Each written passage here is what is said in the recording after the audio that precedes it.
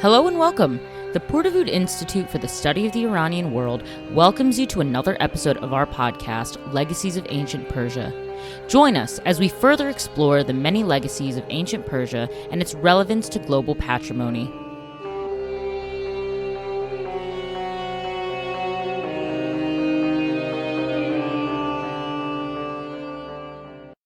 Hello, everyone, and welcome to another episode of Legacies of Ancient Persia.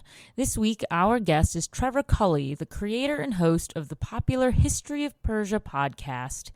In this episode, we discuss why he started a podcast on Persian history, what the writing process is like for a scripted history podcast, the reception of his show from diasporic Persian communities, and what parts of Persian history he'd like to see someone else take on going forward.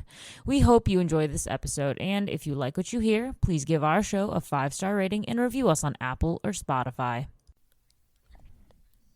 Thanks for joining me, Trevor. I want to just start out by asking, when did your interest in ancient Persia begin?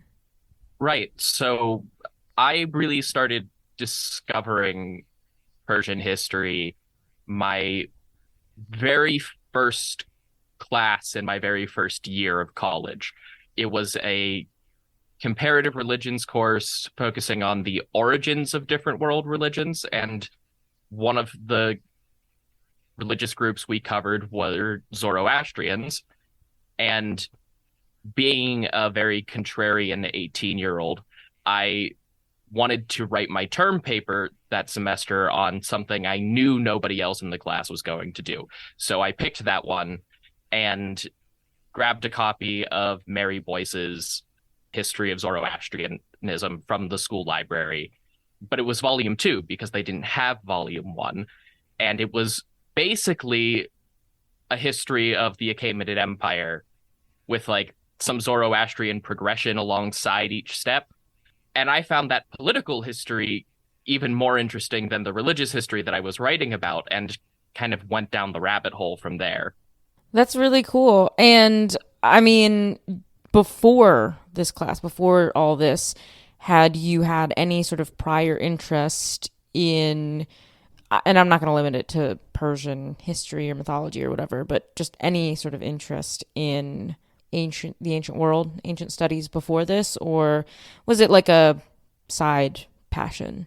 Oh, yeah, it was never up to that point what I had thought I was going to make a focus on academically, partly because at the time I was at a university that didn't really offer that as a focus. There was no classics department. It was very modern poli-sci oriented school.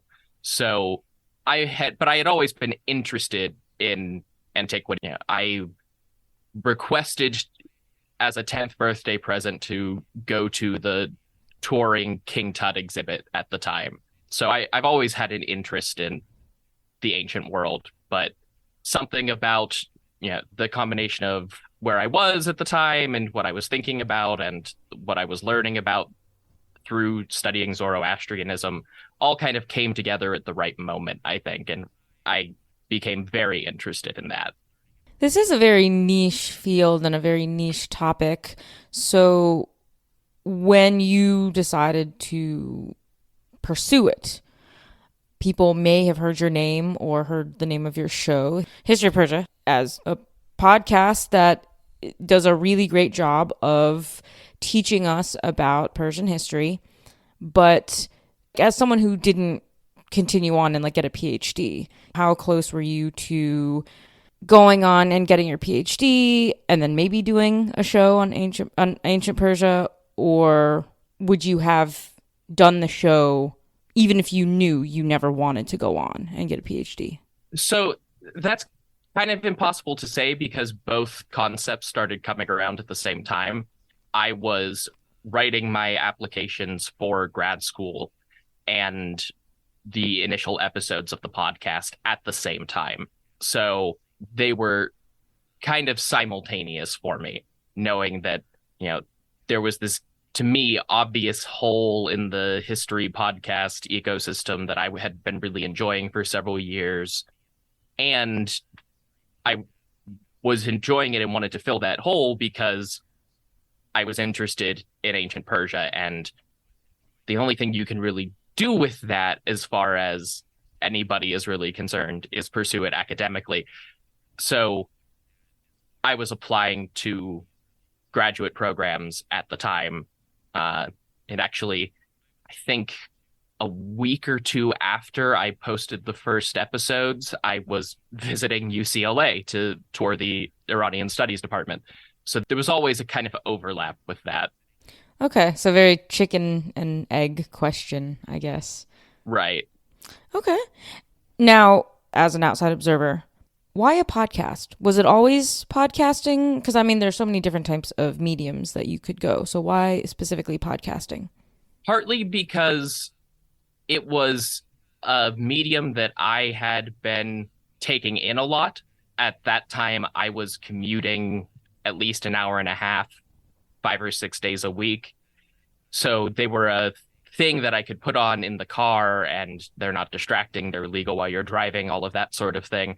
And I was listening to a ton of podcasts at the time and discovering that there was a history of Rome, which is kind of the foundational piece of that sort of narrative serialized history genre, but a history of China and a history of Egypt. And around the time I was starting, there was history of New Zealand was getting started, and history of Georgia started not long after me. There was all sorts of different regional history podcasts that I was discovering, but there wasn't one for the subject I was most interested in. And eventually I said, fine, I'll do it myself. And at the time I was thinking, oh, this will be, a good way to do a lot of research on my own that relates to academics, but isn't directly tied into anything that I have to work on academically. And it has now continued well beyond me actually being involved directly in academia. But as for why not anything else, podcasting has a really low barrier to entry. If you have a microphone and an internet connection, you can have a podcast. It doesn't necessarily mean that those are the only requirements to make it sound any good, but those are the only things you need to make it happen. Whereas, like, I don't know anything about video editing, so I'm kind of out of luck on breaking into YouTube, even if that wasn't such a high bar for success already. And anybody who knows anything about academic publishing will tell you that books aren't really the best way to get information out to the general public anyway. So this was something I was interested in and something I was already enjoying and was really easy to start. Yeah, I'm going to say that I'd imagine that when you're young and looking at grad programs and kind of in that early academic journey, that it would be not too hard to become aware of or have access to or use some of these, sources, places like JSTOR or whatever we can think of that students have access to get your hands on information. As you got further away from that and clearly outside of academia, did it become harder to access materials, or has that not changed? It is slightly harder for specific materials. I was a bit fortunate in that JSTOR switched to its 100 free articles a month during the pandemic right as I was leaving academia. So there was never really a gap in my ability to access it, because I can't read 100 articles and 75 chapters every single month. I'll go insane. And there's not usually 100 articles on whatever topic I'm writing about in that month for the podcast anyway. Either I have to scale it down for the big famous events like Alexander and Xerxes, or 3 people have ever written about a very specific 2-year revolt in southern Anatolia that I'm probably the only person most of my listeners will ever hear about it from. So I'm not at a lack for resources most of the time, or I'm not at a lack for access to the resources most of the time. Occasionally there's a specific De Gruyter or Brill article that I can't access because I don't have institutional access to that anymore. But there's a couple of those that I never had access to, so that's not that big a change. For sure. So it seems like then it's not as hard as one would imagine it to be, since This podcast and the one I normally do, I don't, it's not narrative focused, so I don't have that issue. But sometimes I think, oh, this might be quite a bit harder depending on what you want to do. But it's kind of gratifying actually to hear that if you are someone with a passion for a specific ancient culture, it's not going to be horrible. Like you're not going to not have any sources. So it is wonderful to know this as well. But I would put you on the scale of like people who are not in academia proper, on the scale of really, really engaged with material and like up on things with the ancient world, and people who are not. Do you still try to seek out or find any kind of Zoom lectures or other things that you can attend to learn more when maybe don't have time to read that book or that article, or just for your own enjoyment? I do, especially for forthcoming things where someone is lecturing on a topic that's yet to be published. I try to, preferably if they're recorded, because that's just easier to manage, but I try to tune into lectures like that because I'm on such a rapid production schedule. And the downside to a podcast is that once the information is out there, the majority of people who are going to listen to it in the near future have already heard it. So if you discover that you need a correction, you either have to shoehorn it in somewhere further down the line or go back and edit it where not everybody is going to discover the correction. So I try to keep up with current publication and, lectures on forthcoming publications, specifically to try and stay abreast of like if there's a new inscription that's being published or, a new set of papyri that was discovered that changes something. I want to be aware of that so that my episodes are as up to date as they can be, because I know that most people aren't going to go back and find a correction, especially as I move out of the Achaemenid period. I'm starting the series on Alexander the Great now. I want to make sure I have all of the sort of ducks in a row, because I know a lot of my listeners are never going to go back and hear any updates to those, even if I make them. That makes sense. And so turning to your show, in fact, for the uninitiated who have never heard of it before, when did you start and how far do you intend to take your show? Does it have an ending point? Right. So I started it in terms of myself recording and writing things at the end of 2018, published at the beginning of 2019. And the tagline for the show that I use is 700 BC to 700 CE. So I started with kind of the aftermath of the Bronze Age collapse and rushed through that and the expansion of the Neo-Assyrian Empire, because that provides a really good framework for like a geographical tour of the general Southwestern Asia region, and tease up a lot of the important events that lay the groundwork for Persian expansion later on. And in terms of an endpoint, so officially I have that as roughly 700 CE.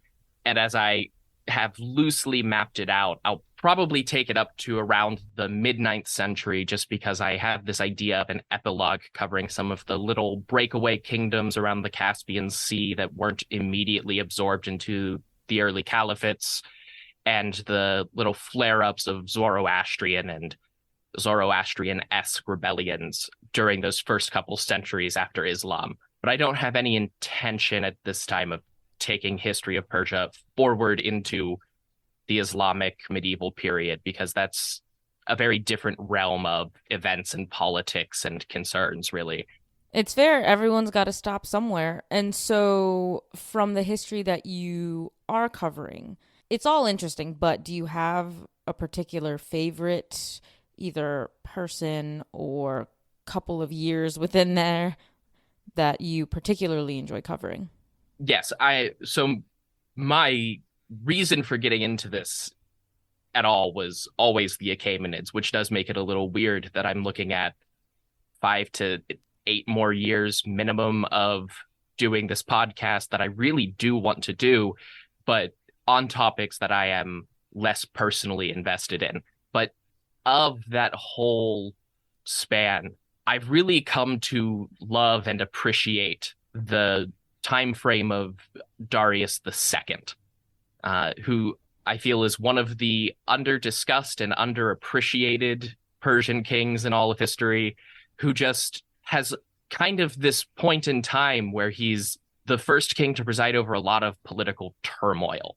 There had been rebellions and assassinations before, but this is the first time you start seeing independent satraps rebelling, not let people trying to restore old kingdoms or challenge him for the throne. Just random governors saying, well, if I fight you, I can get either secession or better conditions. And it's the beginning of a lot of this political drama, and his wife Parasatis is either horribly defamed if you want to take the defensive approach against the Greek sources, or an incredible monster if you just want to follow them. And there's so much going on that I just don't think gets talked about outside of like very specific anecdotes that really only represent a couple sentences of ancient literature. Hey, I would love to learn more about that entire period and about Darius the second one. So while you're doing research and while you're covering everything, at any point, did you feel like you would ever have trouble sort of keeping who was who together in an ordered manner? Because a lot of these ancient Persian kings share the same name. Now, yes, they're differently numbered, but a lot share the same name. So did you ever have any trouble with that? Or did you, even if you didn't, did you have to account for helping other people along who might not find it as easy to sort of keep track in their heads? So I, until pretty recently, haven't had a ton of trouble with it. The Achaemenid kings at least did us the favor of mostly not having the same name multiple times in a row until the very end. There's a couple of times where there's 3 or 4 different people with a Mithra prefix in their name, or 3 or 4 people named Histaspes or Vishtaspa all running around at the same time. But those are usually like tertiary level figures in the narrative. So they don't, if you can't keep track of them, it's not a huge deal for the audience. Getting towards the end, I have had to really make sure to emphasize which regnal number I'm using, because even going straight from Artaxerxes II to Artaxerxes III, there's a pretty solid cutoff there, and there's not a huge amount of overlap in their events where you can get too confused over who's who. And if it's a problem, you can always call Artaxerxes III by his birth name, Ochus, and it's not that confusing. But then you get into Artaxerxes IV, whose birth name is Arses, which doesn't really help people if they're already losing track of names. And there's a lot of overlap in what people were doing or which king might have presided over which specific events. And in terms of Persian kings, you get Darius III after that.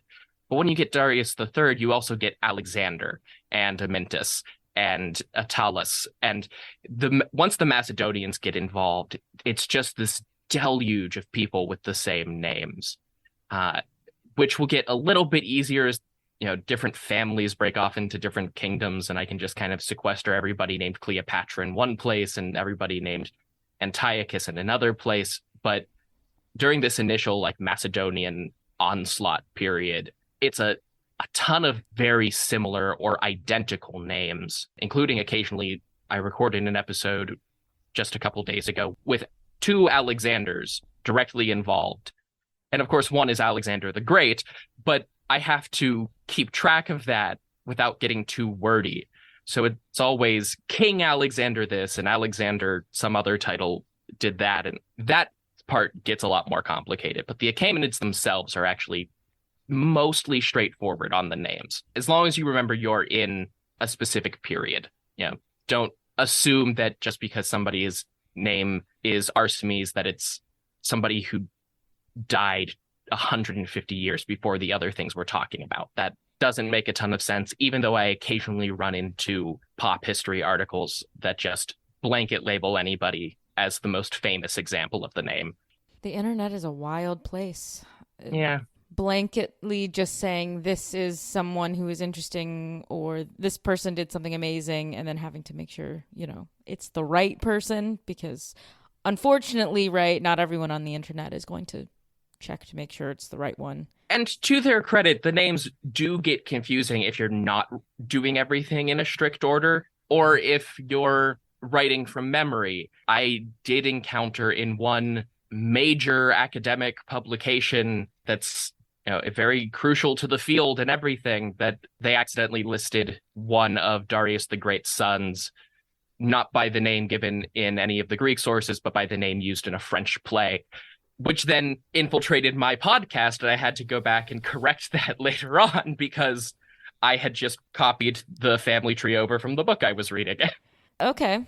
It's funny how that happens. I mean, obviously academics aren't like infallible, but it's funny that somehow a French play name made it in. You were writing an article about historical reception at the time. That name was kicking around. It happens. I once wrote a whole paper about, I want to say Hellenica, but I used Persica. Everything about it was correct. I just used the wrong title of the book every time I wrote it down in the paper that I was writing in college. So if you're thinking about two things at once, you can get them cross-wired pretty easily. Yeah, it's like when you say, "Oh, I can't write as I'm listening to music with lyrics," because at some point, right? Do you encounter this where if you're doing something and then you'll be writing and then you'll like accidentally write or type the lyrics that you're listening to instead of what you're supposed to be doing, and then you realize it and you're like, "Oh no, I just wasted all that time." Yeah, absolutely. That, or I'll often have multiple displays open for different materials, and I'll glance over at one screen and then just copy what that was because I was just writing train of thought, and I have to go back and clear several sentences that were just directly copied from another page. I want to get a little to your writing process for those who don't know how a scripted show like yours works. When you're scripting your episodes, do you try to write kind of more academic style and then just read it in a translatable way? Or is the writing process more like writing a trade book, like popular writing, sort of almost like, I don't know, TV writing or something that the focus is different. It's not so much on the academic tone, but sort of on the flow. What is the writing process like? So it's not an academic style of writing, or more actually, it's not an academic publication style of writing, because one of the things that successful podcasts tend to do very well, and the reason that a lot of successful podcasts are co-hosted or comedy based, is feeling like the audience is engaged in a conversation. So one of the things I really had trouble with when I was initially drafting the early scripts was writing in a way that sounded like a podcast to me. And I realized it's because I was trying to write an explanation. I was trying, like you would for a paper or for a publication or even for a trade book, you are telling somebody in writing. But I'm not ultimately telling anybody anything in writing when I do this because I'm reading it aloud. It's purely an audio medium. So I stopped, went back to the drawing board and thought about it for a minute. And when I was coming up with the idea for the podcast, I had sat in the car as I was driving home and, run through what I would want the History of Persia podcast to sound like in my head. And I realized, well, that's just what I should be writing down.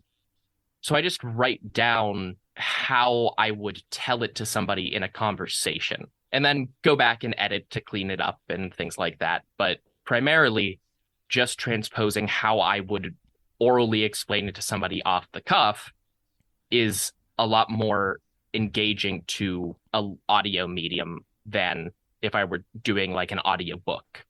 Yeah, that makes sense.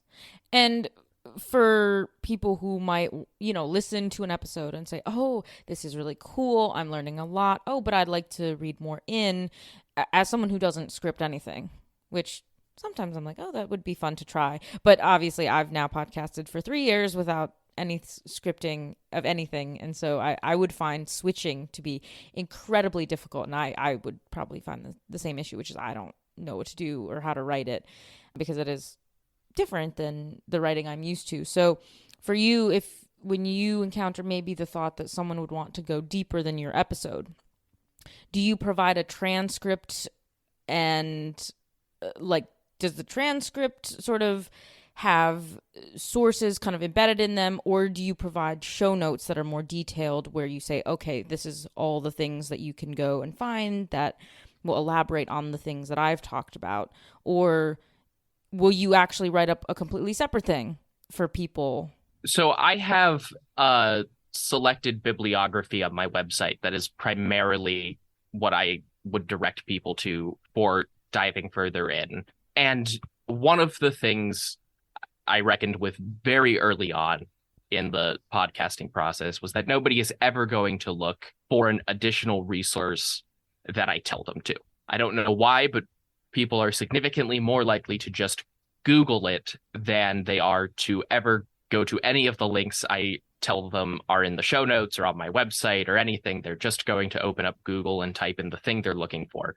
So one of the things I've made a point to do is, in my own personal editorial style guide, always use names for things that are either very similar to or directly the pronunciation that will get you to a Wikipedia article.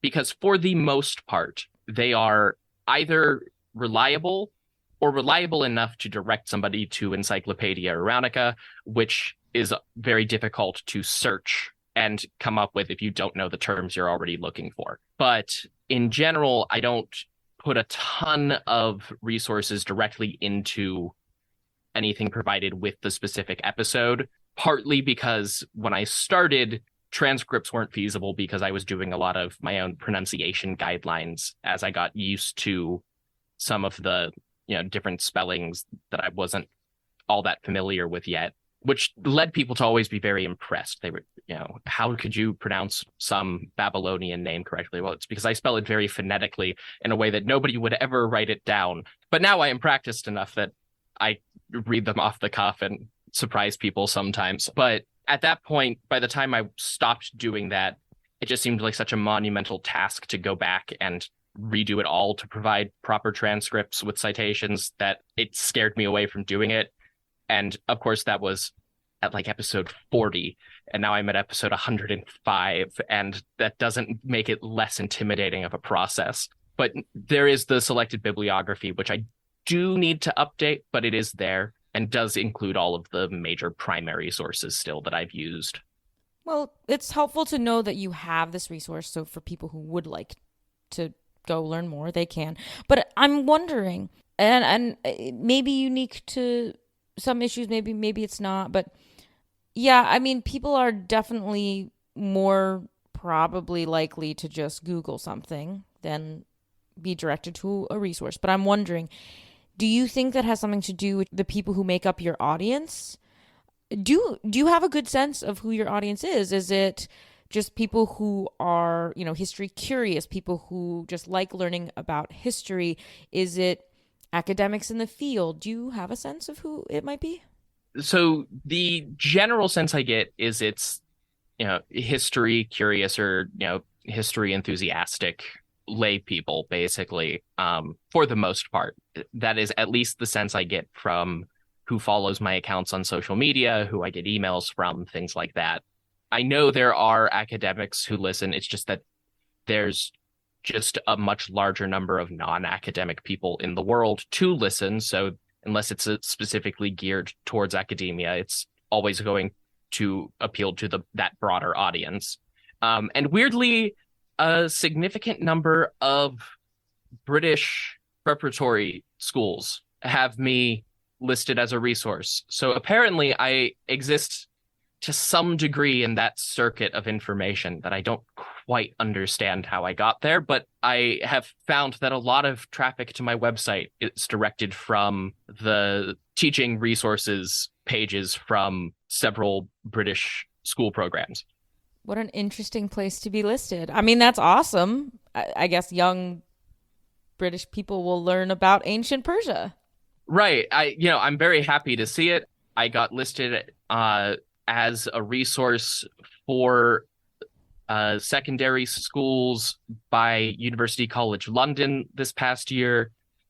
So I'm very grateful to be able to provide that resource. I just don't quite know how I entered that space because I certainly never made a direct appeal. That's wild. So in the US, we have a pretty large diasporic community of Iranian Americans. And when you were trying to build your show or sort of imagining where it would go and what you would do, was it an organic build like most podcasters honestly have to do, which is just sort of make the thing you love and hope that people out there love it? But did you ever have an idea that, oh, maybe I want to try to appeal to that community? This is their heritage. Did you have like a goal in mind? Oh, I would like to appeal more to academics or to non-academics, or was it literally an organic, I'll just make it and see who listens? It was mostly I'll make it and see who listens. Yeah, in terms of appealing to academia at the time, I was trying to appeal to academia in a very different way of please let me into your program. So I didn't feel like I had any place to really be like telling things to established academics. And I never intentionally wanted to target the diaspora community. I assumed from the start that I would get some attention there just by the nature of what people would search for and what people would see recommended to them and stuff like that. But I always wanted to treat that with caution because as, a very white man with a very Anglo name, I didn't, it's not my place to tell people what is true and not true and not correct about how they perceive their heritage beyond refuting very basic incorrect facts about small pieces of information that are misused in some way. But the outpouring of support I've had from that community has been incredibly gratifying of people of Iranian people or second or third generation immigrants saying this is really helping me reconnect with my cultural history and this is how I'm learning about this part of our history for the first time. And that's incredibly gratifying and a little overwhelming at times because that's, a type of responsibility that I hadn't really anticipated when I just kind of launched this from a corner of my living room. Since then, I have specifically noticed that that community does seem to be the largest single block of listeners for me. There is a very I can see like the heat map of where I get downloads and plays from. And obviously California just has so many people, but and LA just has so many people. But when I click through the different layers of it, you do find there's just that little spot in West Hollywood where it's like, oh, well, I know I know who's listening here and I know why. Oh, that's great. That's great. Don't you love analytics? It lets you like creep on where are people listening from, and then you feel a bit creepy for 2 seconds, and then you're like, no, this is good. Yeah, I will put the call out again just in case the person happens to listen to this.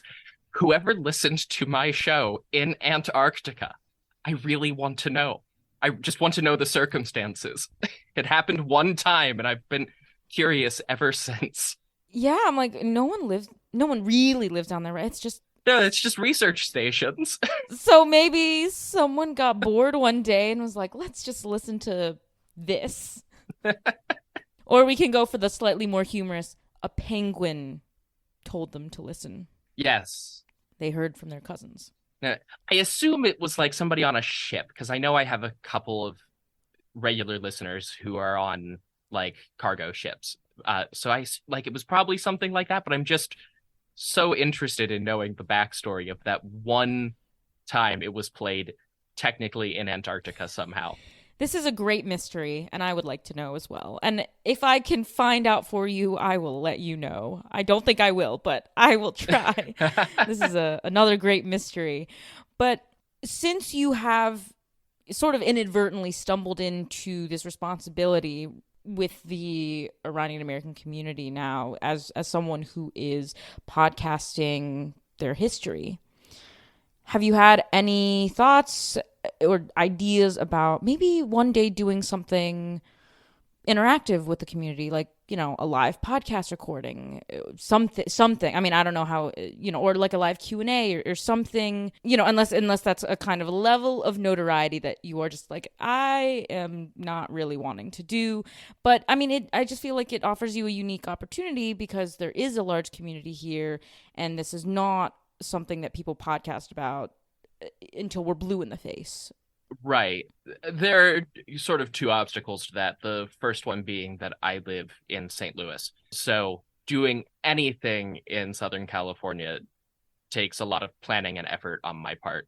I also would be happy to do it. I'm just not incredibly comfortable with doing it live in person. I've done live events online before. It's just doesn't make for great podcasting, if that makes sense. Just the live environment isn't a great recording one. And that is also partly just my personal preference. I don't particularly like live albums either. So I'm happy to do in-person events. I'm going to an in-person podcasting conference next week. I don't think I would record truly live and in person just because it's not a great way to do that. Yeah, no, it's fine. I mean, for any kind of academic podcasting, it's probably not the best tack anyway. But I figured I would ask just because, in terms of like the types of podcasts I listen to, I'm not like a true crime person, but I know like a ton of true crime shows do a lot of live things. But yeah, I guess it works for some shows. It wouldn't work for others. That's totally fine. But I'm happy to hear that you have done some live events and other things. Again, I don't know really the size of your audience, but I'm sure there's people out there who are like, I would really like to see him do something or ask him a question.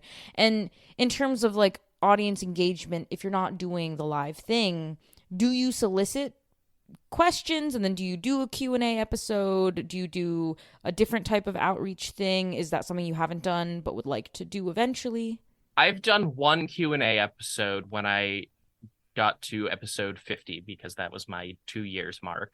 I am going to do another one when I wrap up the Achaemenid period, because I wanted to do it for episode 100, but had a couple too many episodes, and it didn't make sense to do a Q&A and then go through one of the biggest, most famous events that people are absolutely going to have questions about. So I'll probably do that sometime this coming year. And I'm always extremely happy to take one-off questions and engage with people on social media or over email. I provide those links and that contact information for a reason. I really do want to hear from people, even if I'm not setting up some kind of formal event for it. Yeah, and I'm sure, and I know actually from having looked at your website, you do have a contact form. So for any curious listeners who may be newly introduced to your show, as well as longtime listeners, they have an avenue where they could send in a contact form and question or whatever. And I'm sure you get a lot of those. I don't know if you're inundated, but I'm sure you get, curious people wanting to reach out. Because while I think it's quite impressive that while you're not in academia proper anymore, you're still regarded as a bit of an authority on the subject. Must be kind of nice. It comes with, I think, the territory of being one of very few people doing public history on a topic, especially being as focused on that one rather niche topic as I am. It's not like people who will cover something about Persian history through a general, isn't this neat world history oriented podcast or ancient history world podcast. Because I am focused and specialized, and there's just not a lot of other people with a big online presence who are, I am able to fill that role for a lot of people. And I think like that is part of what has pushed me to remain engaged academically since leaving academia proper, is because I know people are coming to me as an authority on this, whether or not I have the credentials. So I should at least be able to give them a correct answer, because there's lots of people out there who won't. Well, we appreciate people who strive to spread accurate information. And that's and I think the wonderful thing about what you're doing and what a lot of people in public scholarship are doing is providing, to the best of their ability, good, accurate information that you don't have to feel like, oh no, I'm limited. I can't find this because either I don't know where to look online or I don't have access to academics. And so that's one of the wonderful things about public scholarship, that you can turn to someone like yourself and say, hey, I know at least I can trust you to give me pretty good information here. Like, what do you have for me? And in terms of this kind of strange place that academic style podcasters inhibit, where you're in but you're out, you kind of have one foot in each world, it is a unique place to be. And I guess, what advice would you have for someone who would like to sort of enter this space? Is it easier now than before? Is it harder because more people are trying to do it? I mean, I know you came in at a very unique time. You came in with the Hellenistic Age podcast. And so even, that was a couple years before I even started in 2020. And when I started, the podcasting space had changed and there were a lot more things focused on ancient history. So to anyone who might want to do it now, how has it changed? Right. So even when I was starting, people were already making fun of podcasting as oversaturated. And, podcasting was oversaturated in 2019. God only knows what it is now. But what I would say is there's absolutely no barrier to entry. Like I said before, you can't go into it expecting to be a commercial success, because there are, I think, like 12 podcasters whose podcasts are, and that's the only thing they do. But that's not a reason not to do it. If it's a subject that's really engaging to you and you're willing to put in the effort and the engagement with scholarship to learn about something and share that with others, you absolutely can do that. Especially the more niche it is, the less likely you are to overlap, and the more likely there is to be somebody else out there who has also said, oh, I really wish I could learn about that more easily. And if you happen to be somebody with access to the right books and papers and stuff to get that information to those other people who are interested in it, you will find an audience somewhere out there. One of my good friends runs the History of Sakartvelo, Georgia. There is an extremely limited window of people with a deep fascination with the modern country of Georgia, but it is such a unique topic to look at that he has found a lot of success with that. Now, the flip side to that is, if you are interested in something like Greece or Rome or, even Persia, now there's 3 or 4 podcasts that cover it now, which has been very fun to see as it evolves. You will have more competition for ears. And so if, having a big listener base is part of why you want to do it, it's maybe not as great a plan. But there's always new perspectives and takes to have on any of these topics, so long as you're willing to learn the information you want to put out there. We don't really need more summary live readings of ancient sources. There's plenty of that. But if you have a perspective and you're willing to learn different perspectives on the information, there's a lot of room for more, interpretation and discussion in this space, even on topics that have already been done. That's a great perspective. And kind of bouncing off of that, you did enter with a very niche topic and you were able to grow a listener base, and that's super impressive and awesome. Now, you have said that there are more, but you're going to stop, as we've heard, roughly into the mid 9th century maybe. So is there a show actually that is currently doing a good job of kind of expanding and doing something quite different from you, or is there not someone who's kind of stepped into this space quite yet? And what would you like to see done beyond your work? There was an attempt to do a history of modern Iran, starting with the Qajars, I think, but they trailed off pretty quickly. There is a more comedy-oriented podcast called So You Think You Can Rule Persia that, has only committed to doing through around the same time period as me, but I know the hosts and they're enjoying enough success that they intend to, I think, carry on beyond that. there's not really anybody out there right now filling the period beyond where I intend to stop in the same style that I do. And I am not entirely opposed to, if people really want me to, doing more summary format and covering that in a shorter amount of time. But I'm not equipped to engage with it on the same level, really.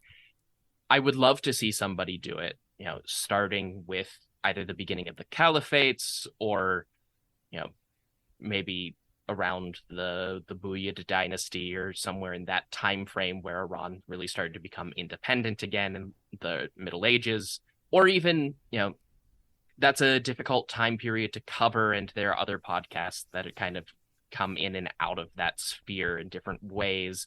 But there's nothing really focused on Iran starting with like the Safavids, where things become much more of a recognizable modern nation state. And that is a kind of a convenient starting place if somebody wanted to take that up as a topic. There are good starting points in there that I'm just not familiar with the information enough to really commit to it myself. That's fair.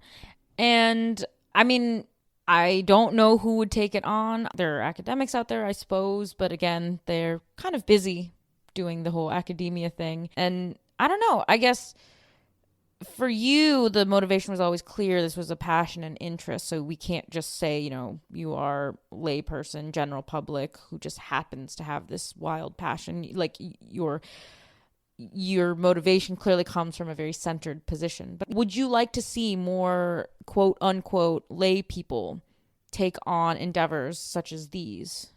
You know, what's funny is I would actually say I'd love to see more academics take on endeavors like this.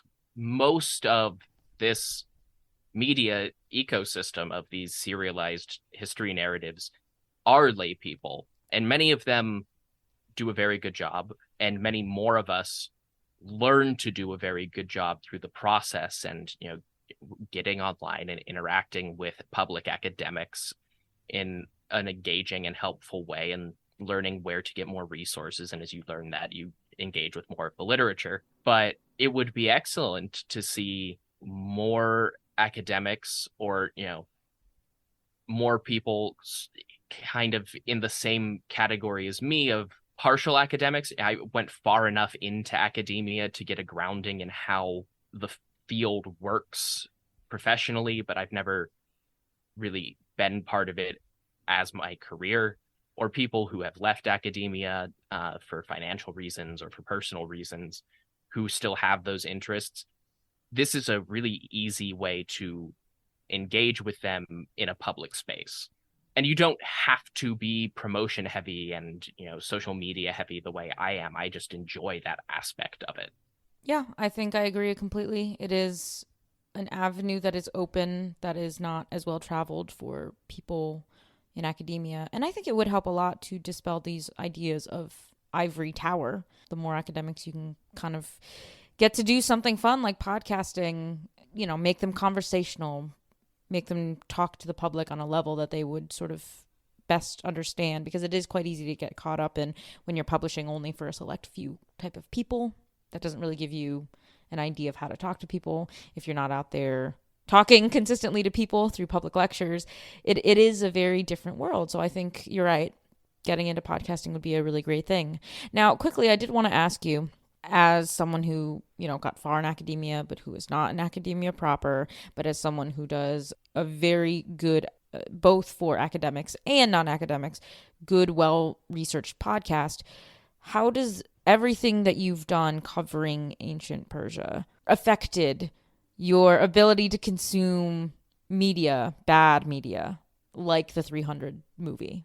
Oh, I mean, I have always, like, even at the age of 10, when I was probably first seeing 300 and first really engaging with ancient history, well, clearly that's not how it actually worked. I can still engage with it. For my financial supporters on Patreon, have actually been doing a run of bonus episodes talking about various depictions of the Achaemenids in fiction, starting with Xenophon's Cyropaedia and working my way forward. I'm happy to engage with it, but I will also scream and rant about how terrible some aspects of it are. Or, I try not to get petty with it for historical fiction.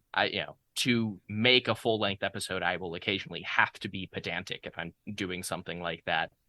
But historical fiction is allowed to change things. That's what makes it fiction. But just don't change things into lobster men or ninja zombies. The 300 movies are very strange, regardless of how bad they are in any other way. They're just odd. But there's not a ton of media out there about Persia. There's a fair number of historical fiction books that I have not read all of. Some of them are very good. Some of them take very specific stances that I don't agree with historically, but make for fine literature. And some are somewhat outdated, and I can't fault them for, being great historical fiction in the context of the research that was available 40, 50 years ago. But there's just not a ton of recent media other than the 300 movies.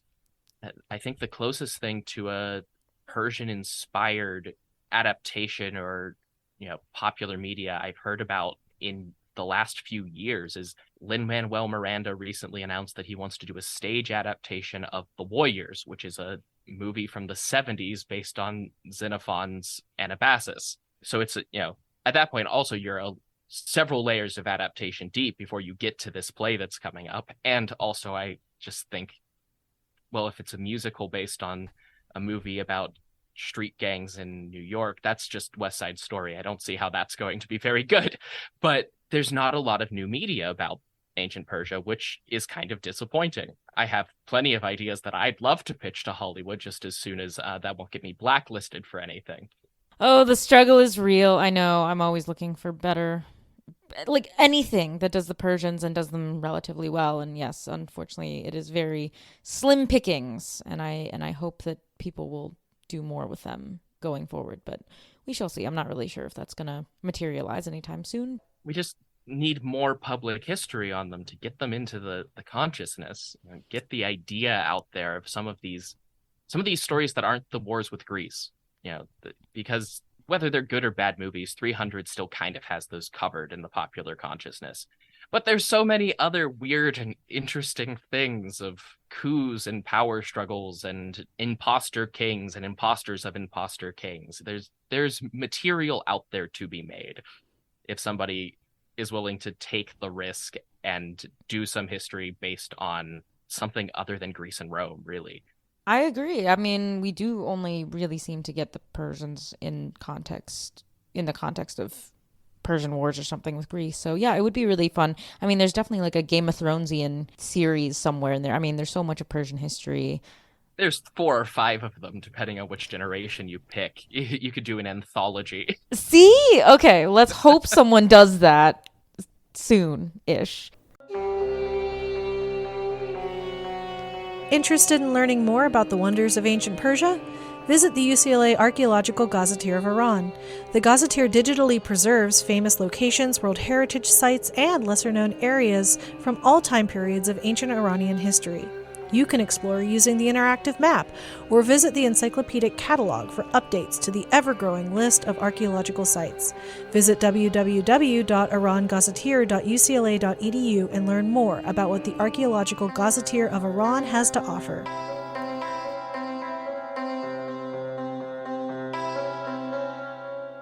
Now, there are 2 final questions that we would like to leave our audience, but also yourself with. And so the first of these, what, in your opinion, is the greatest legacy left to us from ancient Persia? From ancient Persia. So I always have to, in my head, dissect this in terms of, do they mean the Achaemenids or do they mean like all of ancient Persia?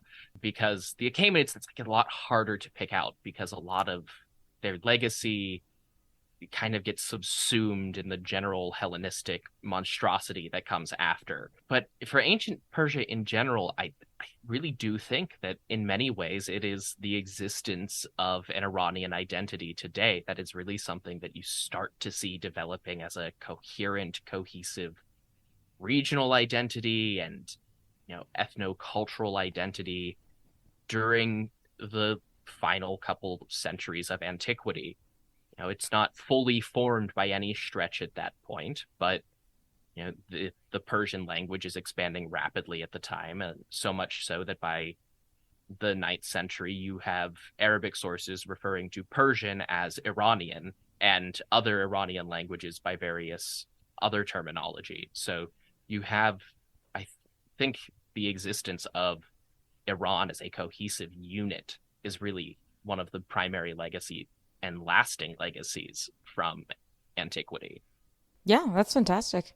And the second question I have for you is, what do you think would be the best legacy that we can leave for future students and historians and just enthusiasts of Iranian studies? I mean, obviously, I am biased because this is what I do, but I would really love to see people work towards a legacy of public engagement with this information and with this history. There is so much of it that is so interesting, and there's so much more of it than people realize. And, a lot of people's only engagement with a lot of subjects is through the lens of them interacting with Greece and Rome, and academics who, from an academic perspective, say that there's not very much literature or not very many sources out there, which leads lay people to interpret that as, oh, well, there's nothing for, we don't know anything about them because there's nothing out there. And what we mean is that there's, only a couple dozen major literary works and a few thousand tablets of very boring tax information. But that's so much information for people with the knowledge and training to extract and present something interesting to the public. The public just has to know it's there for them. And I think we could see a lot more media and a lot more public understanding and interest and engagement with our work if we are willing to get it to them. I wholeheartedly agree because, well, as a fellow podcaster for ancient studies, yes, most of my work really is steeped in that as well. So I can really only agree with that. And I will say, maybe it's just that UCLA doesn't want the competition right now.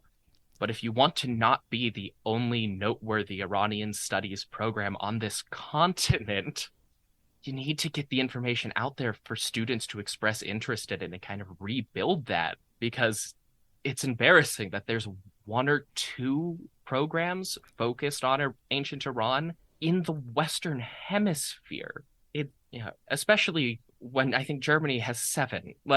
Yeah, we do need to get better. I mean, one of the wonderful things about being here at UCLA is, opportunity. And one of the things I love about our new podcast here, Legacies of Ancient Persia, is that we get to start the work. And I'm hoping that someone will pick up the ball and keep it going, kind of like, I don't know, rugby or something. Someone picks it up, someone starts it, but then you got to pass it off. You got to hand it off and hope someone keeps going. And you have to build the interest in the game for someone to be there to pass it off to. And I think that's really what I would like to see from Iranian studies in general, in terms of a legacy from what we're doing right now, is get it out to the public. Yeah. Workshops for academics are great. Building a more cohesive field is great. But once you've done that, you've got to tell other people about it, or it's going to stay sequestered as something that the average person either doesn't know about or misunderstands in an almost harmful degree. And I'm seeing a lot more of that recently, so I'd really love to see more people trying to correct some of those things. Yeah, and not only get it out, but get it out in a way that more people outside the field would want to engage. Because I think, for academia at large, though, it's easy to produce a lot of content. But if all that content is very academic in nature, even if you tell people it's there, they're not going to want to read it or look at it. So I definitely think an emphasis on figuring out how to talk to lay people, as we're saying. Absolutely. And I will tell the academics in the audience this: written publications for a general audience often pay, which is something you don't get from a journal.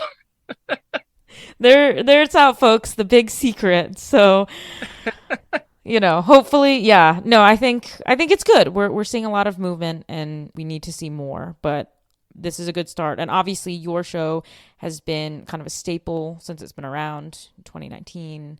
And I hope that your success continues.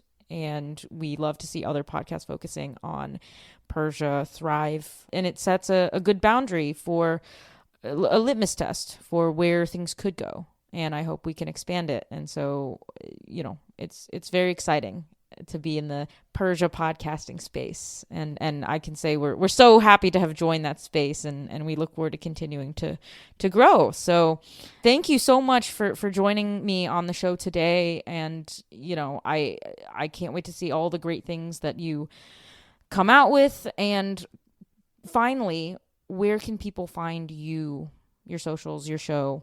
We'll link it all in the show notes. Right. So you will find my show, just search anywhere where there are podcasts, or just a search engine for History of Persia podcast.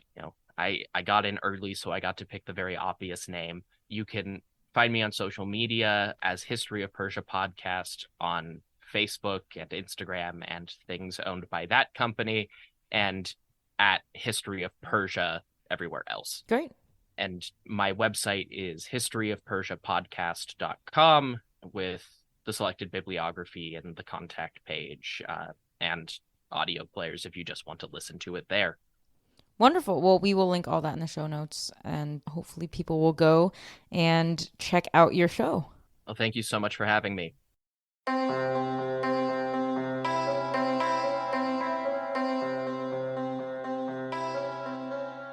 Legacies of Ancient Persia is a Portavood podcast production, hosted and edited by Lexie Henning, with select episodes co-hosted by Marissa Stevens.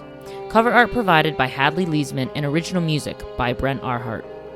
Established in 2017 as the premier research center for the study of ancient Iran, the mission of the Portavood Institute for the Study of the Iranian World is to engage in transformative research on all aspects of Iranian antiquity, including its reception in the medieval and modern periods, by expanding on the traditional domains of old Iranian studies and promoting cross-cultural and interdisciplinary scholarship.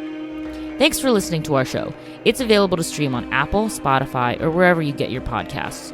Don't forget to follow us on social media at Portavood Institute and at Portavood UCLA, or visit our website portavood.ucla.edu. If you enjoyed today's episode, please give us a 5-star rating and review us. For podcast inquiries or questions about the Portavood Institute, please email us at portavoodpodcastproduction@gmail.com. We'll see you next time as we continue our deep dive into the legacies of ancient Persia.